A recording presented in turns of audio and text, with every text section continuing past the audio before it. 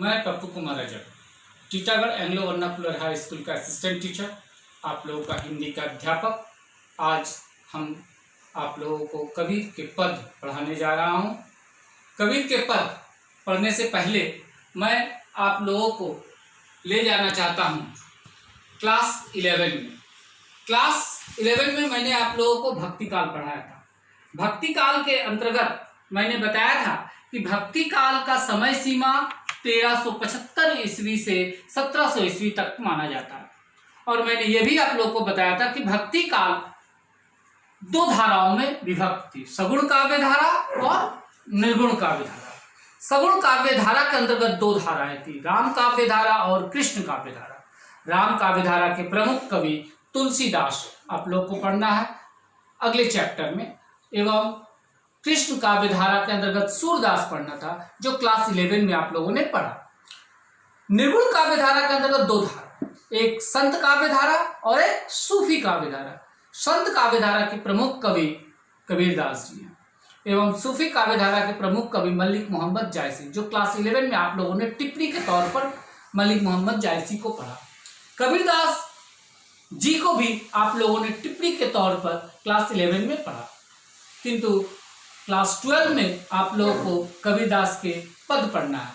आइए हम लोग कबीर के पद पढ़ने से पहले एक चीज और जान ले कि कबीर की भाषा क्या है, सधुकड़ी एवं पंचमेल खिचड़ी। भक्ति काल की प्रवृत्तियों में मैंने आप लोगों को पढ़ाया था। क्या पढ़ाया था बेटा? हाँ बोलिए। समाज सुधार की भावना, वायडंबर का विरोध, गुरु महत्ता, लोभ मोह माया ईर्ष्या क्रोध द्वेष आदि का विरोध संत काव्य धारा के कवियों की मुख्य प्रवृत्ति रही है। अर्थात जो संत काव्य धारा की कवियों की प्रवृत्ति है वही कबीरदास के पद एवं साखियों में मूल रूप से यही प्रवृत्ति पाई जाती है। तो कबीर के पद के अंतर्गत हम लोगों को दो चीज पढ़ना है, पहले 10 साखियां पढ़ना है और 2 पद पढ़ना है। तो 10 साखी हम लोग पढ़ने से पहले हम लोग आपको ये बताएंगे कि किस प्रकार से साखी का हम लोग पढ़ेंगे। पहले एक चीज, साखी का अर्थ साक्षी होता है, साक्षी अर्थात प्रमाण। चलिए आगे हम लोग बढ़ते हुए पद के रूप में साखी का अवलोकन करते हैं। साखी दोहा शैली में लिखा गया है। परीक्षा में पूछा जा सकता है कि कबीर के जो पद है वो किस शैली में लिखा हुआ है, तो आपका छोटा सा उत्तर दोहा शैली में आप लोग टिक आउट करिएगा।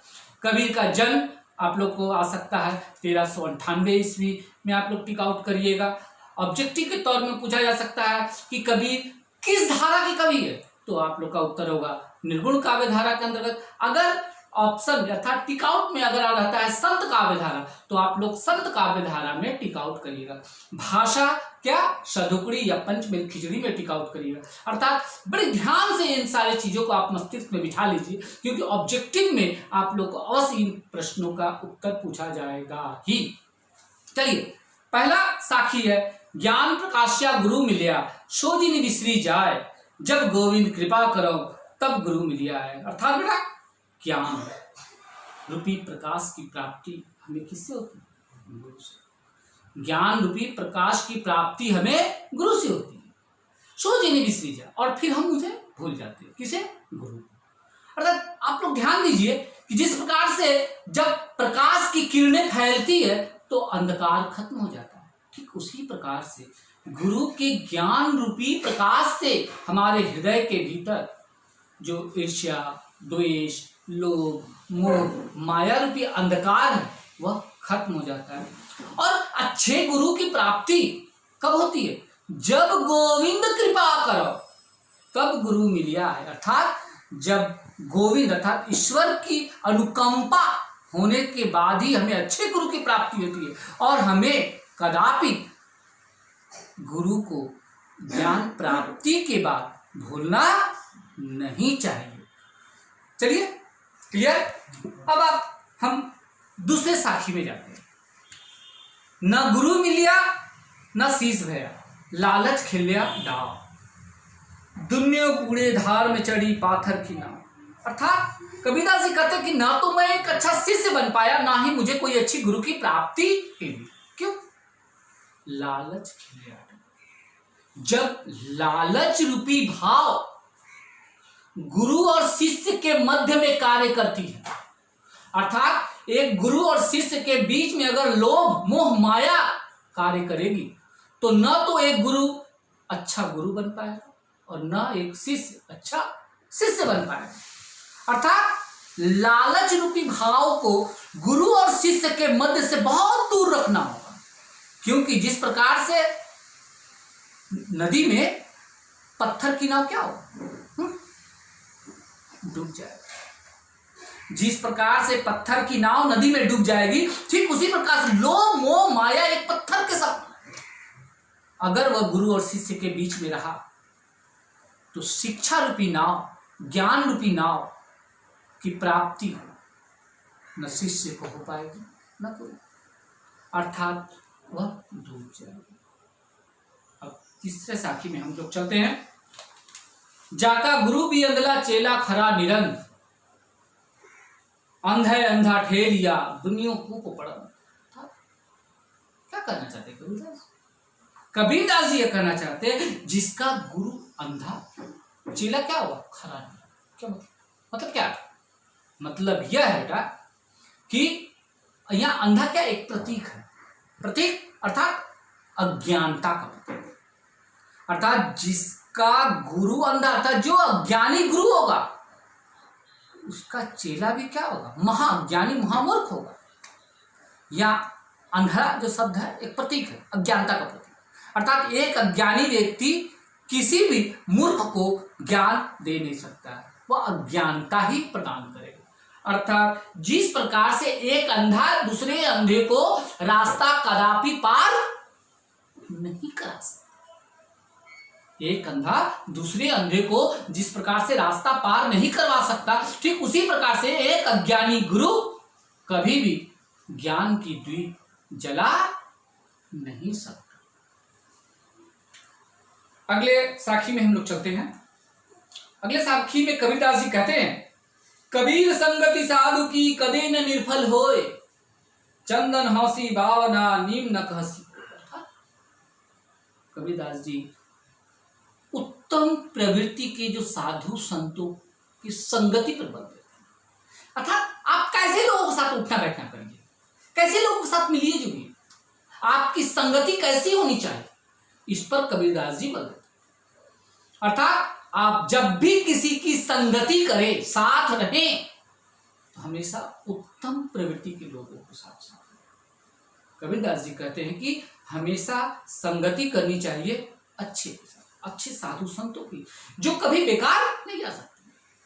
अगर आप उत्तम प्रवृत्ति के लोगों के साथ रहेंगे तो बेकार नहीं जाएगा, मगर अगर आप खराब लोगों के साथ रहेंगे तो उसका खराब प्रभाव आप पे जरूर पड़ेगा। जिस प्रकार से चंदन हंसी बावना नीम न हंसी, अर्थात नीम का पेड़ भी क्या होता है? तीता, कड़वाहट, और चंदन के पेड़ में शीतलता, खुशबू। चंदन के पेड़ और नीम के पेड़ दोनों एक जगह रहेंगे, मगर संगति का असर ऐसा होता है कि नीम की कड़वाहट के ऊपर भी चंदन की खुशबू की शीतलता छा जाती है। एक चीज और आप लोग ध्यान देते होंगे कि चंदन के पेड़ में सर्प लिपटा हुआ रहता है। सर्प में क्या होता है? विष। मगर क्या विष का प्रभाव चंदन पर पड़ता है?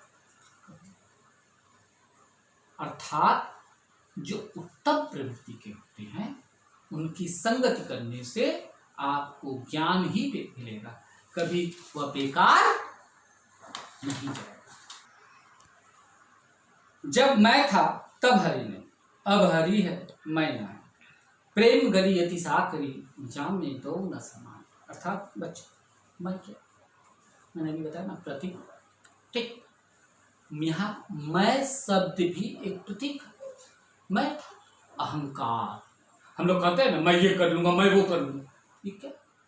ये आप नहीं बोल रहे, आपके अंदर मैं अर्थात अहंकार का जो भाव है वह अहंकार बोल रहा है, अर्थात मैं अहंकार। कबीरदास जी कहते हैं जब मैं था, जब मेरे अंदर अहंकार की भावना थी तब हरि नहीं था, अर्थात हरि हमारे हृदय में, अब हरि है मैं नहीं, किंतु अब हरि हमारे हृदय में है नहीं। और ये भी कबीरदास जी कहते हैं, प्रेम गली अति साकरी जामे दो न समय। अर्थात प्रेम रूपी जो गली है वो बहुत ही पतली होती है, जिसमें दो नहीं समा सकता। दो मतलब अहंकार और ईश्वर, अहंकार और हरि ईश्वर दोनों एक साथ एक हृदय में निवास कर ही नहीं सकते। और हरि कब निवास करेगा?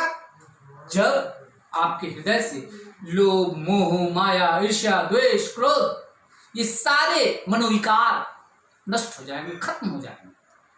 और जिस दिन ये खत्म हो गए, हरि का निवास खुद हो जाएगा। इसलिए कबीरदास जी कहते कि जब मैं था तब हरि नहीं, अब हरि है मैं नहीं। अर्थात हरि जब हृदय में प्रवेश करता है तो लोभ, मोह, माया, ईर्ष्या, द्वेष, क्रोध का कोई स्थान नहीं रहेगा।